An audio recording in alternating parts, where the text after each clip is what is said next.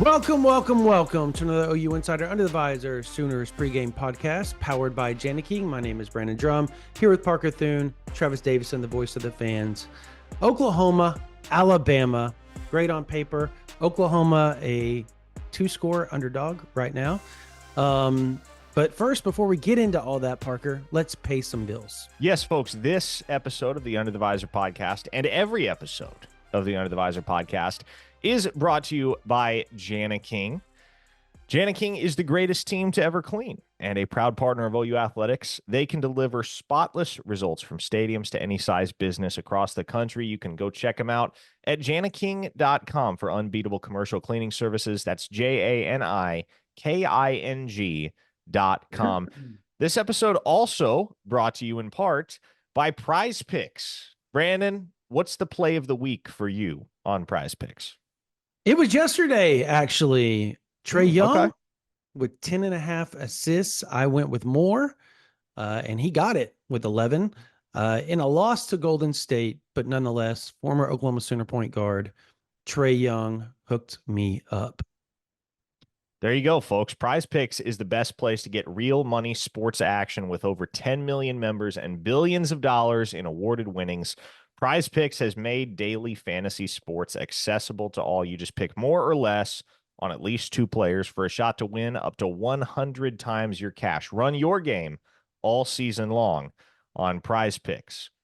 Prize Picks invented the flex play, which means you can still cash out if your lineup isn't perfect. You can double your money even if one of your picks doesn't hit. They also offer weekly promotions that can lead to big payouts like Taco Tuesday. Each Tuesday, Prize Picks discounts select player projections up to 25% to provide even more value for your lineups. It's the best way to win real money this football season. Which players are going off? Which ones aren't? Make your picks in less than 60 seconds and turn your sports opinions into real money all season long on Prize Picks. Download the app today and use code OU Insider to get $50 instantly after you play your first $5 lineup. Again, code OU Insider will get you $50 instantly after you play your first $5 lineup. Prize Picks, run your game.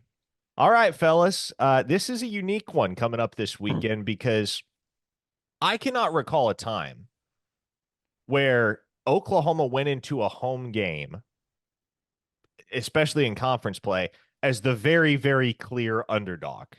Yeah. As the massive underdog.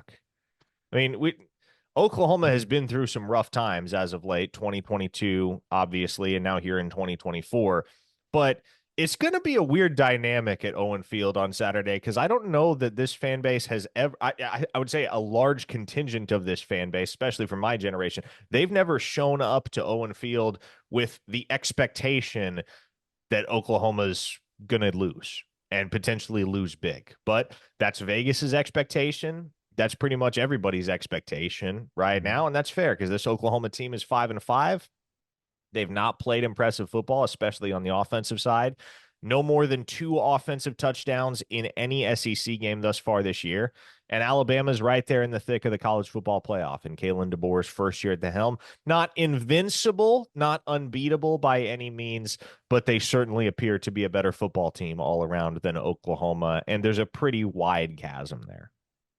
It's weird, too, because like this isn't like your normal Alabama squad. Yeah, they're good. One of the top teams in the SEC naturally, but it's not one of those teams where, remember back in like from there was that span from like 2012 to like 2020 where you knew every player that started for Bama. Like you knew their name, you knew their stats, you knew they were going to be drafted in the first round. This isn't one of those teams. It's just not. Ryan Williams, Jalen Milroe. And that's about Caleb Downs transferred to Ohio State, which was the other big name that everybody knew on that team.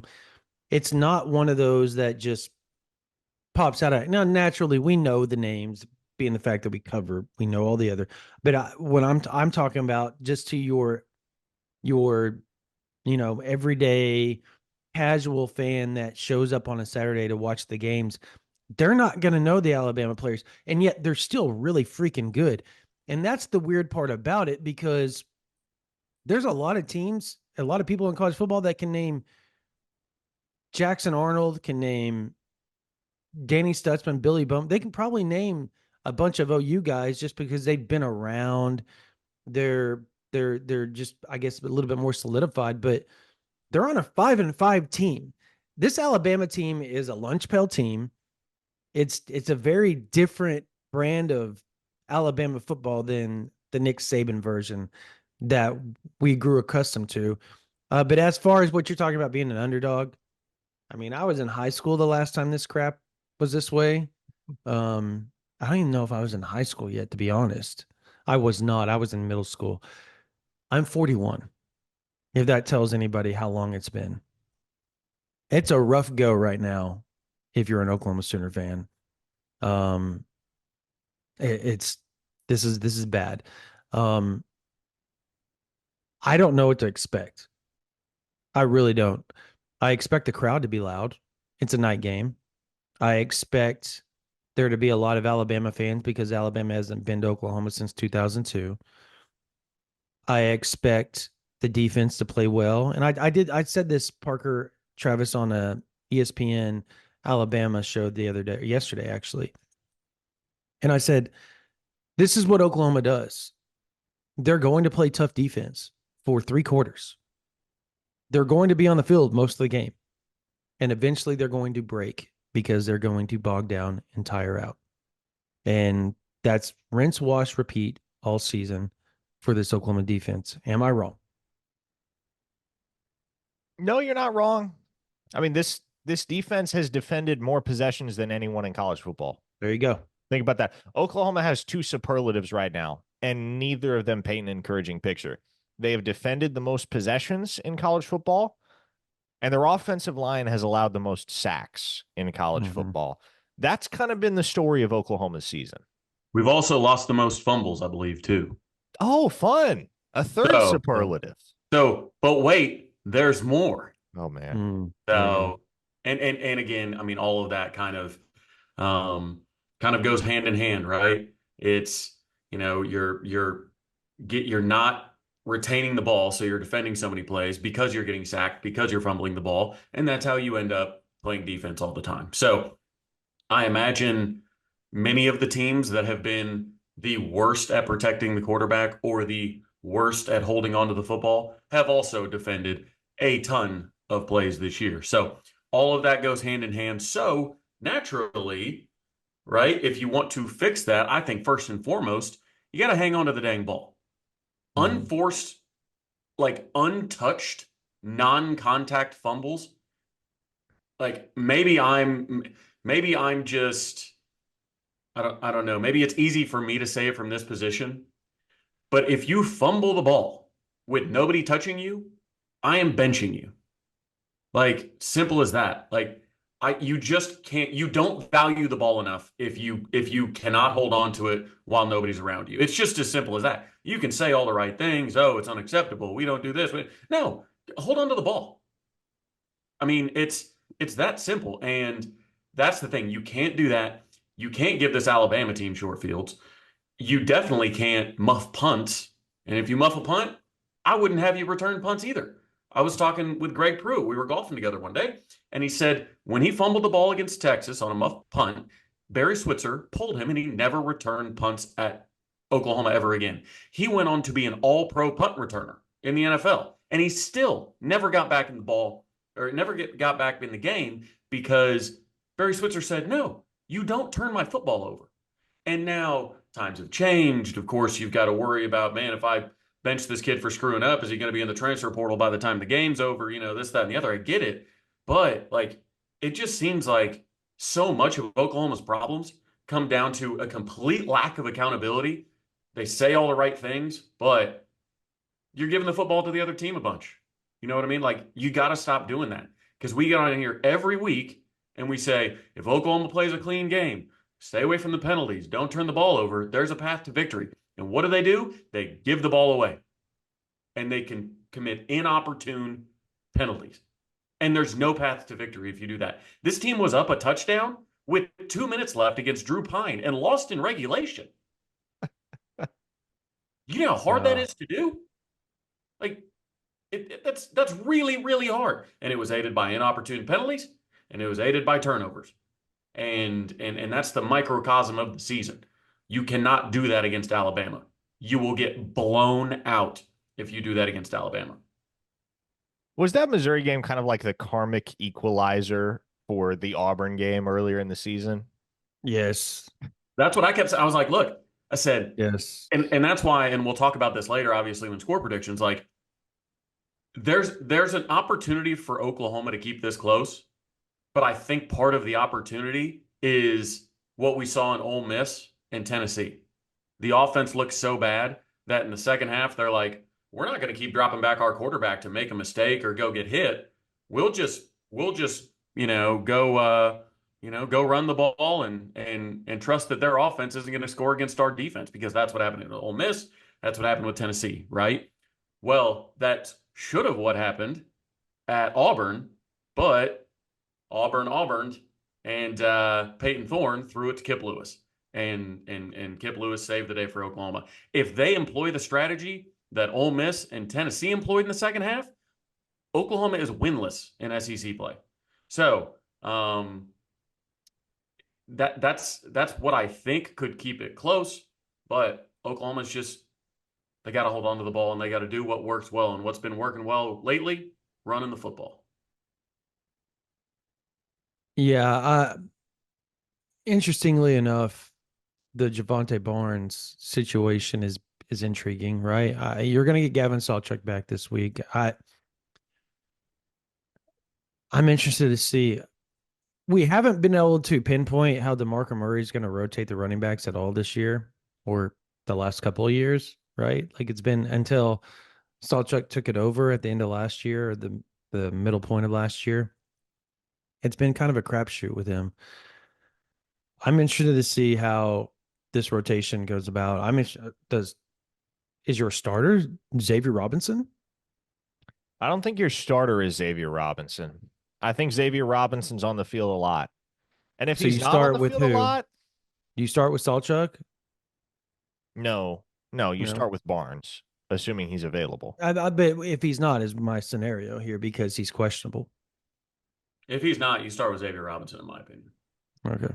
He's been the most successful back really we've had this year. It's funny because the conversations of his red shirt were after, as Parker pointed out a couple times on Twitter, a couple snaps in two different games, and then he gets a late garbage time drive against Maine where he's literally the whole drive, right into the end zone near the end of the game when he trucks that safety.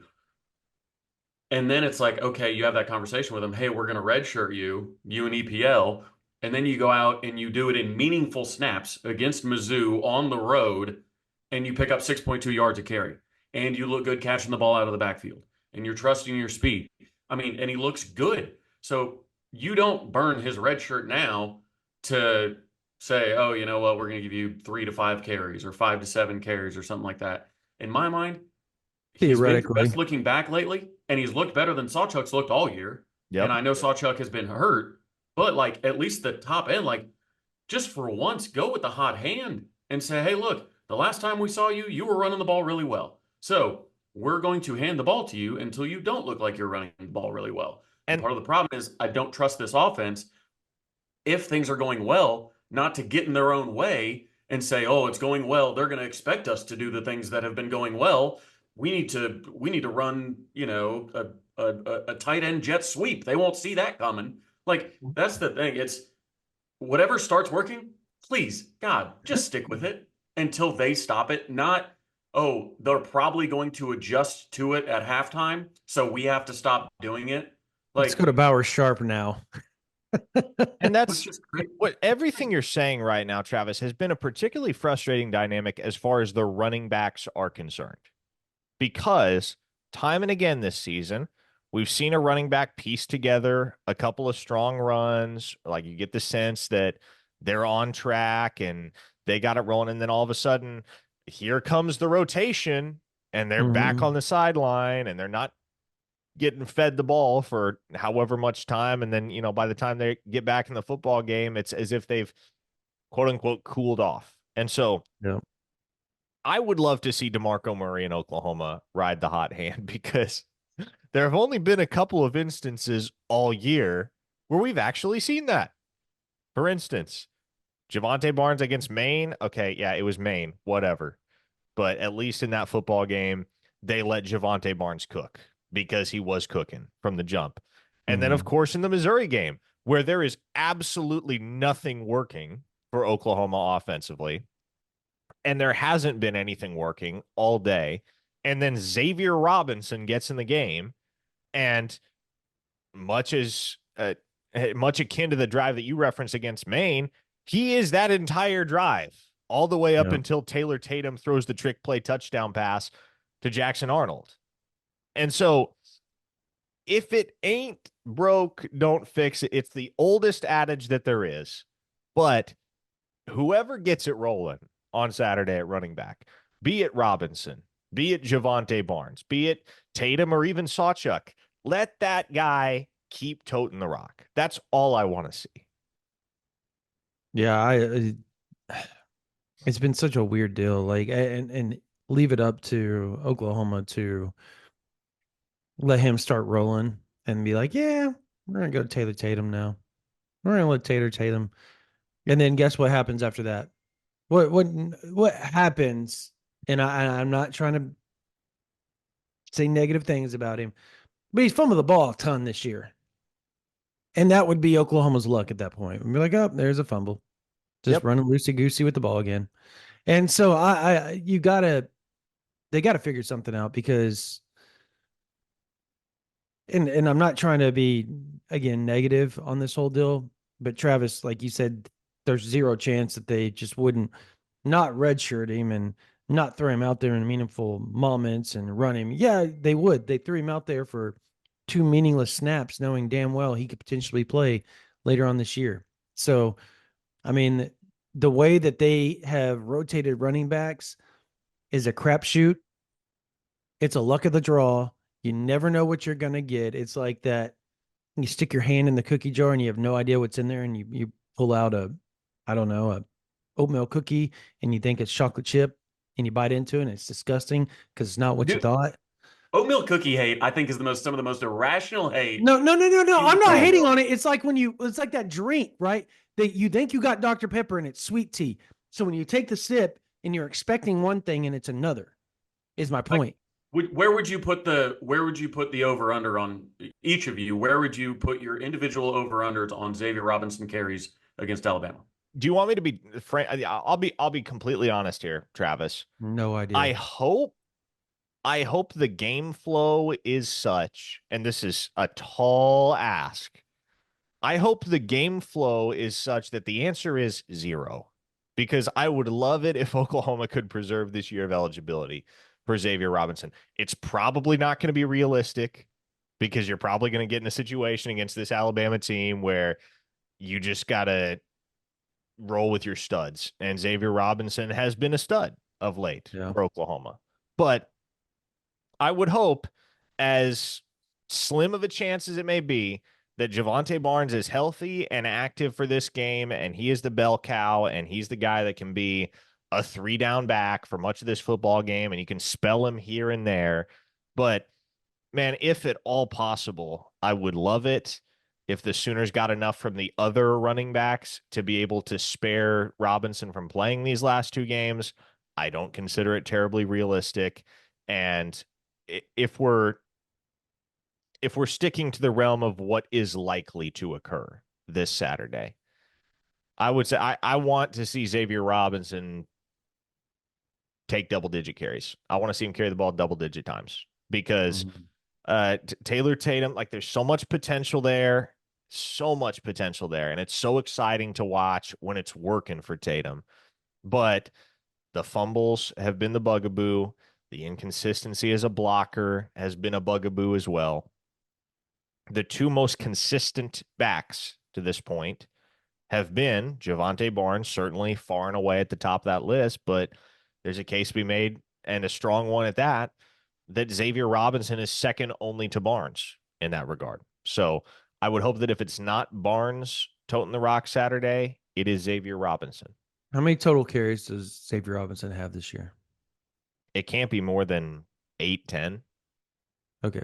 And you're sitting here saying that that is the second best and as far as consistency goes for Oklahoma this whole year. That tells you just how big of a piece of crap season this has been offensively. Yep. Just a huge massive turd is what it's been. And it's disgusting. It is disgusting. I'm He's got frustrated. 15 carries for 85 yards. Just for Yeah, okay, accuracy. well, there you Not go. to, not that that That negates your doesn't point. change my I know, narrative at but all. for accuracy's sake, because they're going to be people watching that that go, oh, I don't know. How many does he have? And then they're going to go look it up. So I did it for you. It's 15 carries, 85 yards, 1 touchdown, Oh 5.7 yards. my God. And that is so bad. It is. So bad. Like that's you you were a top 10 offense last year and a top 20 offense the year before. What in the hell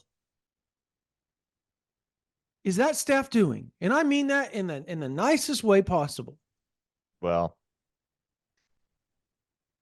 I think it all comes back to the fact that you hired the wrong play caller, for one thing.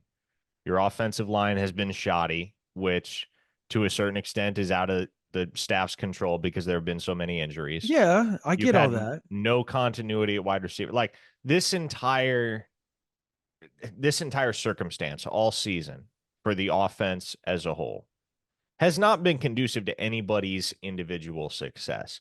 Guys have had to get in a rhythm and establish consistent success in spite of everything that's going on elsewhere. The and I love Jackson, but I told you all this. Like, remember we were having the discussion in a group text. Travis, I don't know if you were in it, but Parker, you were, and we were debating on what was the issue with Jackson. And finally, it's starting to come out. And I told you all what I thought it was he was looking down at the rush and just missing wide open dudes because in the windows because he was so paranoid and had PTSD. And then BV comes out and says that. You have multiple just big time analysts, college football people come out and say the exact same thing. Like he is looking down. He's so worried about the rush because he's just been beat and beat and beat all season that he doesn't trust his offensive line. And it actually that hinders everything because there'll be somebody open. And by the time he looks back up and realizes he's not about to get hit, that window's closed and then he makes the throw and it's in coverage or it's just not there and he holds on to it. And now he's getting sacked. Now he is getting hit. And you, again, let's go back to the start of the season. Let's go back before that. And this whole season was set up to be a failure from the get-go because you're throwing crazy ass NFL blitzes at a freaking freshman quarterback and expecting him to be Dylan Gabriel because it worked when you did it to a 6th and 7th year senior. What? That right there was the very beginning of the tailspin for this offense. Offensive line and with the quarterback, because when you start doing those type of things to an offensive line that isn't cohesive yet, they haven't even been able to work together and get their communication down, confidence gone.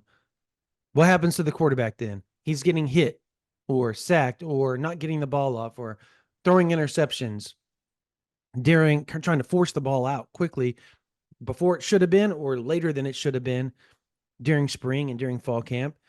What happens? His confidence gone. And then you start the season off and everybody expects them to roll through and they look shoddy versus a FCS team because they're just, or Kent State's not an FCS team, but you get my point is they just don't look great, right? Like they didn't look great. They didn't look, or Temple or whoever. I'm just making a point, but they didn't look great. And then they go into Houston and look just like a pile of poop. And then they looked better against Tulane, but it was so streaky versus Tulane, right? They started off really hot and then just fell off, exactly like they did against Houston. And it never, after that, it just never, they never could get back on track. And it has been that way all season long. That is a learning lesson for a head coach, by the way. A huge learning lesson. This whole season is a learning lesson. Like, every team is different. You can't treat them all the same. Right? You cannot treat them all the same. You have to be able to judge their personalities. And we're sitting here watching them go 5-5 with the talent that they have. They have a top 10 composite talent, guys, on the roster. And yeah, injuries play into that. But they've recruited well enough that it shouldn't play into it to where they're 5-5, right? Am I wrong? No, you're not wrong. Again, I think it all comes back to the offensive line, lack of continuity, because the problem is once you get a quarterback that doesn't trust his protection, then if the protection is good, he doesn't trust his true freshman wide receivers that can't get open to get open. And then when they do get open and he puts it on them and they drop it, so you have 3 layers of trust that have to all click. And is either quarterback breaking that huddle or, snapping that ball and saying, okay, I know the protection is going to be good. I can trust my guys to get open. And when they get open, I trust them to catch it. No, but you need all 3 links in that chain to at least be made out of more than wet paper. And that's the problem. And it doesn't do any favors when you get people saying, hey, look, Jackson had a clean pocket right here. Why didn't he just keep his eyes up, keep him downfield and throw it? Because he's so shell-shocked. Because, yeah, you can draw those. Oh, man, look how clean this pocket is. Why doesn't Jackson just sit back there and dial it up? Because he's been running for his life this whole time. Can't hold on to the ball when he does get outside the pocket. Like, it's just, and I think that's why he's forced the ball to Bauer Sharp so dang much, is because I think that's the only person he trusts, oddly enough. But it's just, that's the thing. But I don't, we could spend 2 hours talking about what went wrong with Oklahoma's offense this year. I think we'll be doing this podcast for 4 hours or so, and it won't be an Alabama podcast anymore. Gosh, we'll no, have to I just wanted to get that out because it just,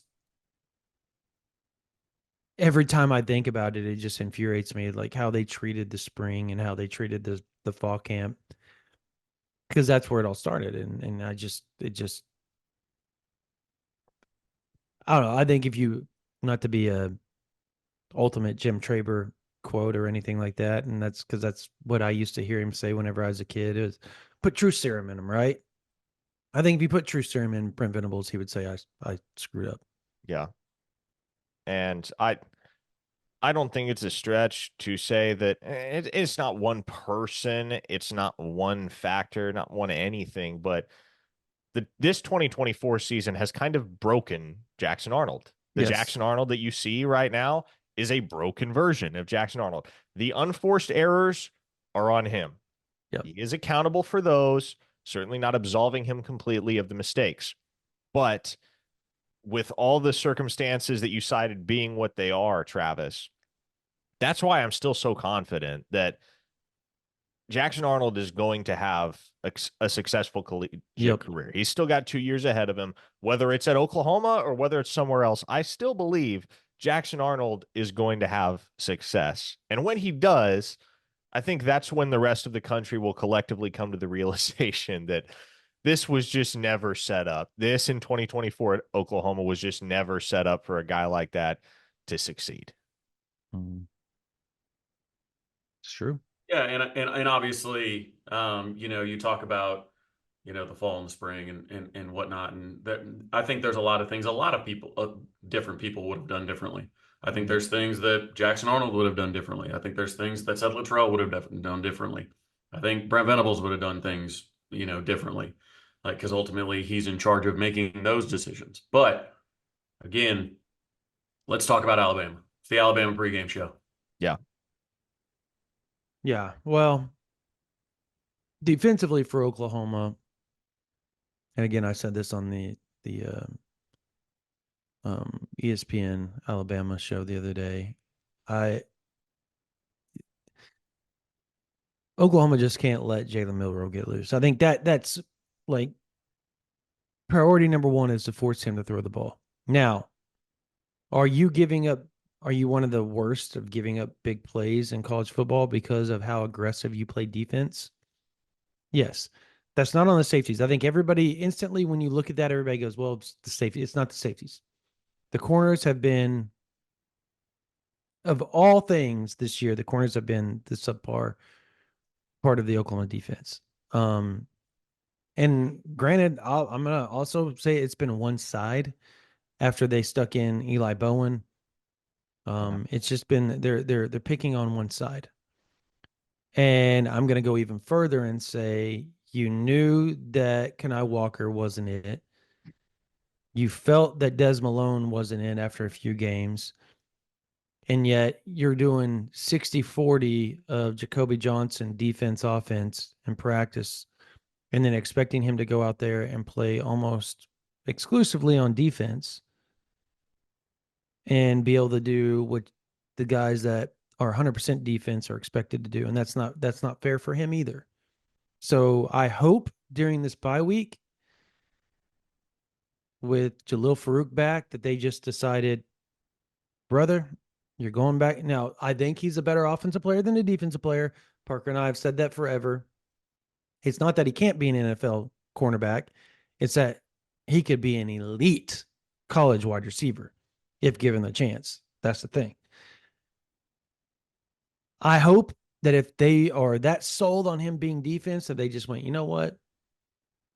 You're going to go over there and you're going to stay over there. And we're going to let you get rep after rep after rep after rep after rep.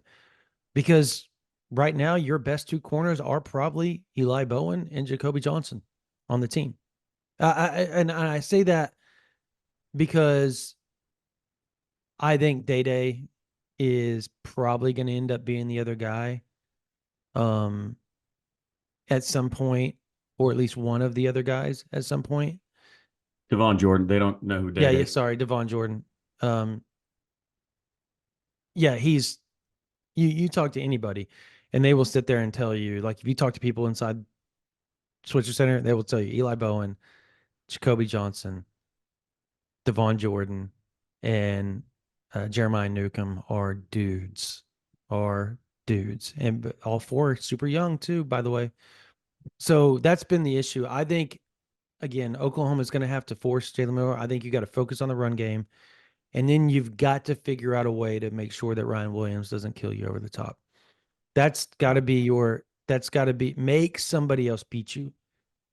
Somebody else beat you besides those two. Well, and make Ryan Williams beat Eli Bowen. That's my big thing. Is just have him shadow him. Have Eli Bowen on Ryan Williams all day. Because when did Luther Burden make the big play against Oklahoma that helped swing the momentum of that football game and put Mizzou in position to tie the game and later win the game in the final 2 minutes there? It was when he was matched up not with Eli Bowen, but with Jacoby Johnson. Yep. And to me, it's got to be your best against their best. Their best is Ryan Williams. Your best is Eli Bowen. How wild is it that both those guys are true freshmen? But that's the situation for both Alabama and Oklahoma. Their best threat in the passing. You know he's 17, guys. So yeah, I would just have Eli Bowen shadowing Ryan Williams all freaking day. And then, yeah, I think it's as simple as you got to make sure Jalen Milroe doesn't beat you with his legs, and you have to win the turnover margin. That is the only path to victory. You cannot turn the football over, and you have to turn Alabama over. I think you have to win the turnover margin by multiple turnovers to win this game. Yeah. And I think, Bama obviously is riding a hot streak of turning other teams over.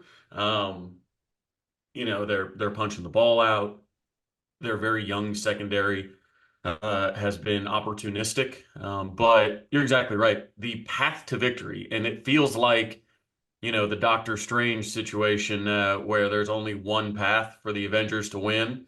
After he goes through all, million plus, and he just holds up the one finger. That's the one finger I'm going to be holding up at kickoff in Norman on Saturday, because there's only one reality I think that OU gets out of here with a win, and it's stopping the run. Keep in mind, uh, Alabama's last loss was to Tennessee, right? So Tennessee, number one run defense efficiency team in the country. The number two run defense efficiency team in the country resides in Norman, Oklahoma. So sell out on the run. That LSU game, when they walloped LSU, he ran for 185 yards and 4 touchdowns. Like that's the game right there. In his last 4 SEC games, he's got 7 rushing touchdowns. In his last 4 SEC games, he's got 2 passing touchdowns and 4 picks. SEC play in general, he's got 5 passing touchdowns and 6 picks. So the formula is there against Alabama. Sell out on the run. And if you get one-on-one matchups with guys like Ryan Williams, so be it. Make Jalen Milroe put the ball out there accurately over and over and over. Are you going to get beat a couple times? Absolutely. But that is the better path to sit back there and try and make him throw the football. You know how many attempts he had against Tennessee? 45. And they lost that game. Make Jalen Milroe throw the ball over 35 times. That's a path to victory for Oklahoma. Yep. If you let him run the ball. I mean, you know how many rushing yards he had against Tennessee? 11. That's the type of performance you need from Oklahoma's run defense against Jalen Milroe in order for them to have an opportunity to win. Turnovers, yes, have to win that margin for sure. You can create some turnovers if you're forcing Milroe to sit back and be a pocket passer. That is an opportunity that you have. He's not going to, be running, through the second level and just put the ball on the ground. That's not what he typically does. He throws picks. So let him drop back. Let him try and throw picks. That is the path to victory if you're Oklahoma. And then offensively, stick with what works. Run the ball. You ran the ball well in the first half against Ole Miss. Abandoned it in the second half. You ran the ball well, obviously, against Maine, but that was a point of emphasis to get some confidence, right? And some reps. And then you come out and you find the run game's working against Missouri. Your 2 biggest passing plays of the day are from your punter and your running back. The quarterback doesn't complete a pass over 10 yards all day, but yet we're dropping him back. It's like, I used this analogy the other day. It's like the Oklahoma offense. The play callers have a bowl of soup in front of them. And the spoon works best every single time. But they just keep on picking up the fork and knife because the soup won't expect a fork and knife in there. It'll catch it off guard. No, use the spoon. It's the best tool for the job. It's the only tool for the job. And Oklahoma's only path to victory on offense is to run the ball. Alabama has given up some yards between the tackles this year. You can run on the inside of this defense. It's the only thing you can do against this defense if you're Oklahoma. So do it and stop being cute. And yeah, I don't like Jihad Campbell versus the offensive tackles for Oklahoma, by the way. Oh boy. that is a disaster waiting to happen. Y'all remember the South Carolina game? No, that's not going to be a fun. No, it can be a fun matchup for Michael Tarquin and Logan Howland, because that's I was about to say, and Jake Sexton's not going to be out there to help. Nor is Jake Taylor. Boy, yep, that's going to be a tall task. And if what you're saying, Travis, is the Sooners need to run the ball between the tackles, the 2 guys for that job, Javonte Barnes and Xavier Robinson. Exactly. So and you talk about a turnover. A turnover heavy defense, right? Jihad Campbell's been coming in after LT Overton gets his hands around somebody and punching balls out. Love me some Taylor Tatum upside, but I don't want Taylor Tatum running into LT Overton's arms and letting Jihad go in there and start boxing at the ball. Absolutely not. Give the ball to Javonte and give the ball to Xavier Robinson. Give it to them with Fabechi pulling, with whether it be Cade or whether it be Bauer or whatever, have them run through the hole and let Xavier and Javonte run the ball combined 50 times. And that is possibly the only path to victory in my mind. Jackson's not going to sit back there and dot the Alabama defense up. It's just not going to happen. I have talked myself into Oklahoma covering. I've gotten several texts this week Parker. from folks across the rest of the country. They're like, "How is this line only at Alabama minus 13?" Because Oklahoma's defense. Yeah, because of Oklahoma's defense. And I was like, "Look, none of y'all realize it, and I understand why, but Oklahoma's got a pretty dang good defense, and that's why the line's only at minus 13 in favor of Bama." Could you imagine what they'd be ranked if they had just an offense that could keep them off the field a quarter less of the time? Oh man, probably top 15 in the country. This take has been floated not by me but by others, and I agree with it. This team, given what the rest of the nation looks like right now and how much parity there is in every single conference, especially the SEC, you pair this defense with any Lincoln Riley offense or any Jeff Levy offense, and you have a national championship contender. Yep. And it just so happens that the one year where it feels very much like 2017 this year too, where it's like the SEC is winnable. The national championship is so much more winnable than it has been in surrounding years, previous years. And yet here Oklahoma is at 5-5, and it just feels like one gigantic missed opportunity where you really could have asserted yourself as a player in the SEC and nationally for years to come. And now you gotta rebuild your image. But as it pertains to this game, my prediction is that Alabama wins 27-17. I think it's going to be a lot like the Tennessee game, where it never feels like Oklahoma's out of it, but it also never feels like they're seriously threatening Alabama. I think it's just kind of going to be a steady margin throughout, where Alabama controls the game. They do what it takes to stay in control for all 60 minutes. And Oklahoma never gives up. They don't concede the fight, because we haven't seen that all year, particularly from this defense. They keep fighting. They keep battling. But in the end, I think Oklahoma's outgunned. I don't think there's any shame in a 27-17 loss to Alabama this year, given the roster that you have right now, what you're rolling out there as your starting 11 on both sides of the ball. But I can't see Oklahoma playing Bama to within one score. I think this is a 2-possession win for the Crimson Tide. Yeah, but a cover for the Sooners. I mean, I'm in the same boat as you, Parker. I think this is a situation where you almost have a mercy cover by Oklahoma. I know that sounds terrible, but like Alabama's right in the thick of it in the SEC right now, right?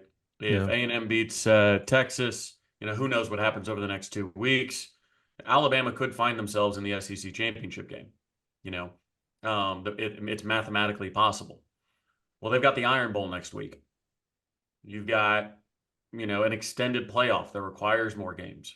I don't think style points is something that Alabama necessarily needs, because they've been racking those up. And I'm not sure how much style points you get for beating a 5-5 Oklahoma team.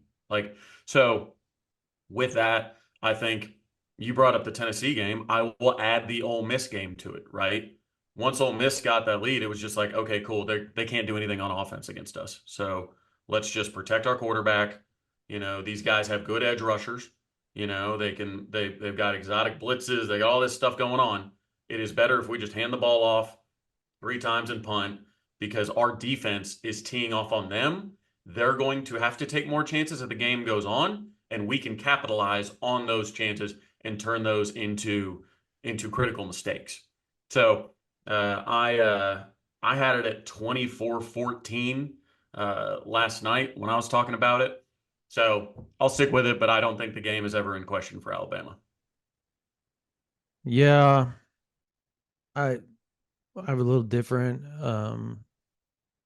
Yeah. I have Oklahoma. I have them covering barely. I think it's going to be like a 12. I think it's 13.5, right? 13.5 right now. Yeah, Yes. I think I literally have it at 13.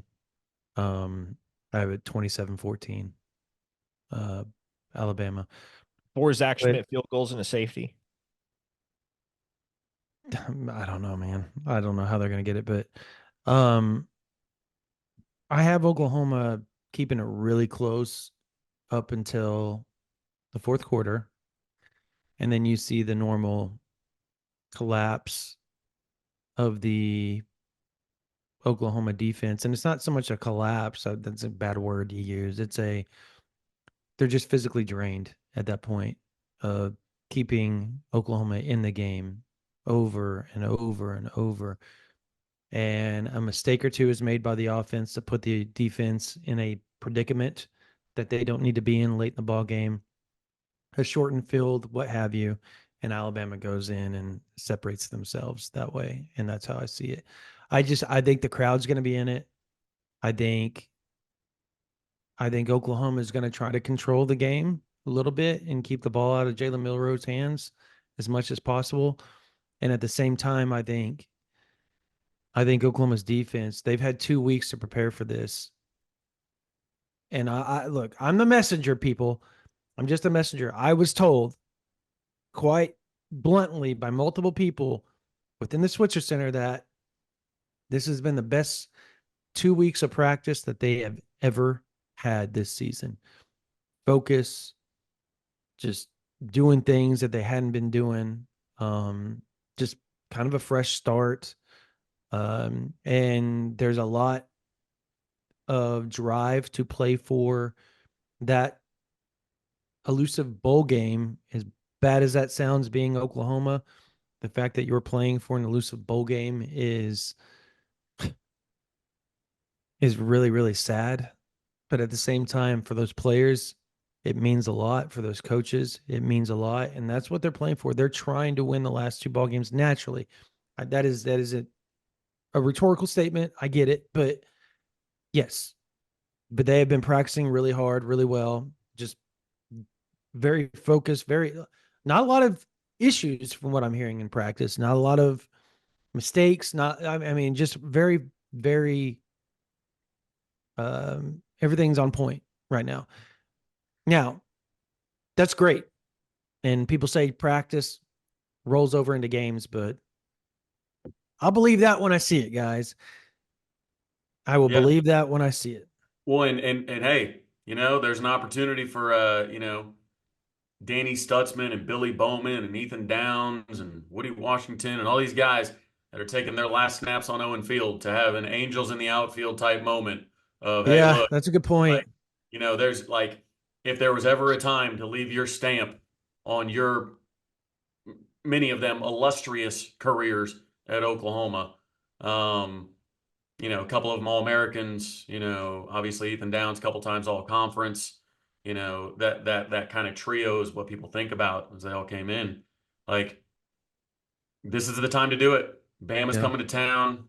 You've had your backs against the wall, figuratively and literally, put in that way by the offense all year. If there was ever a time for he set a career high against Missouri with 19 tackles, but if there was ever a 25 tackle game for Danny Stutzman, it feels like this is it, right? If there was ever a Billy Bowman get back on the pick six train, I know he had the scoop and score, but this feels like it would be it, right? Like, this is the time.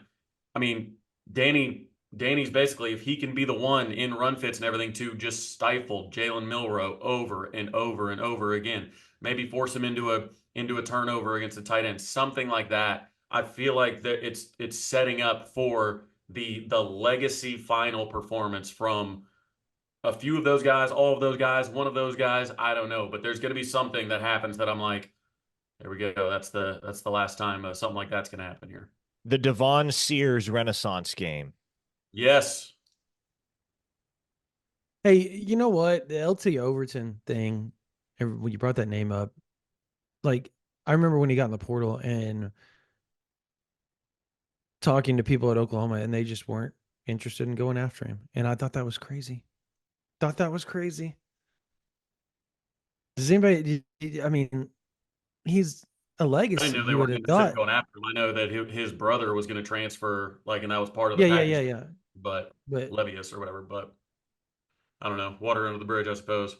yeah, I just thought that was crazy. But I also don't know if he fits what Oklahoma does defensively either. So there's that as well. So, um, all right. Do we want to, before we get out of here, talk about the OC real quick, since people are gonna want to talk about that?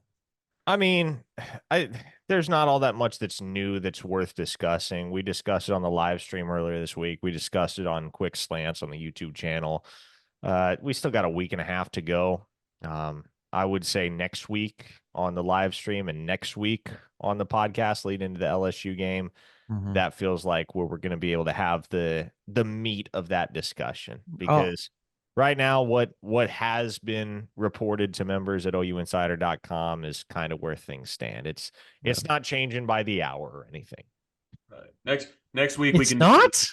next week we can do 40% LSU, 40% OC, and 20% predictions on where we're going to be playing our bowl game.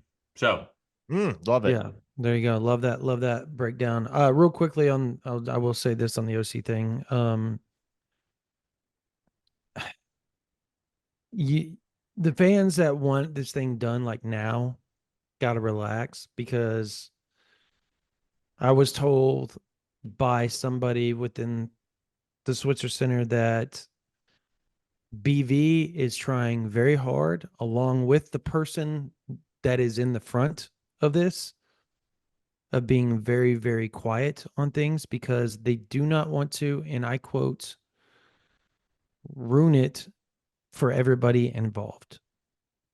And what they mean by that is Oklahoma's players, Oklahoma's coaching staff, all that type of stuff. They do not want to be a distraction. They do not want to step on anybody's toes before the season is over. So you will not, I don't want to say definitively hear anything before the LSU game, but most likely, unless it accidentally leaks out, or they decide they just want to put it out there before the LSU game, which would be surprising. Parker, would you agree with that? I would. Then you probably aren't going to hear. Now I think the day after the LSU game, I would be sitting on the edge of your seat, because I think that's when things are going to break very quickly, because they're going to have to, with National Signing Day rolling in shortly after. So December 2nd is a Monday. I think that's when Yep. the news comes out. Yep. Totally agree. All right. That's going to do it for this version of the OU Insider Under the Visor Sooners pregame podcast, powered by Jani-King. If you're not a subscriber to this YouTube or any podcasting platform, subscribe. It helps us. I'm telling you all, it helps us so much, and it's free. If you're not subscribed to OU Insider VIP, $9.95 a month, $99.95 for the whole year. If you're a military, active duty military, I want to say that. If you're a college student and you have a .edu, or a teacher with the .edu or .ok, whatever, send us an email, ouinsider@rivals.com. We will give you OU Insider for $11.95 for a whole year. Again, active duty. You have to prove that you're active duty. You can't be a vet. I'm a vet, love vets, all that. But active duty, please send us something. We will, ouinsider@rivals.com. We will get you a promo code that you can put in to sign up for $11.95 for a whole year of OU Insider. Same thing for a college student. Doesn't matter where you go to college. Doesn't matter what school. You have a .edu, teacher, whatever. You email us. We will give you a promo code, $11.95 for a whole year of OU Insider. Again, ouinsider@rivals.com is the email. All right. For Parker Thune, for Travis Davidson, my name's Brandon Drum. That's going to do it for this version of the OU Insider Under the Visor Sooners pregame podcast. You guys have a blessed day.